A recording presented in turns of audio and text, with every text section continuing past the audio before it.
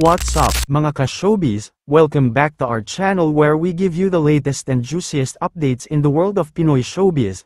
Kung bago ka dito, don't forget to hit that subscribe button and turn on the notification bell para hindi ka mahuli sa mga bagong balita natin. Mga ka-showbiz, hindi lingid sa kaalaman ng karamihan na matagal nang inaabangan ang tambalan ni Catherine Bernardo at Alden Richards, lalo na matapos ang kanilang matagumpay na pelikula na Hello Love Goodbye noong 2019, at ngayon, inaabangan naman sa mga sinehan ngayong November 13 ang karugtong ng kwento nila ni Ethan at Joy sa Hello Love Again.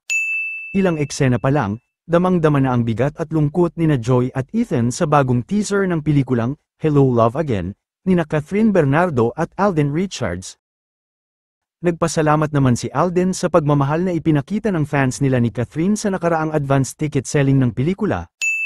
Ang kwento nina Ethan at Joy ay isang game changer for both their careers at talagang napukaw nito ang atensyon ng mga fans.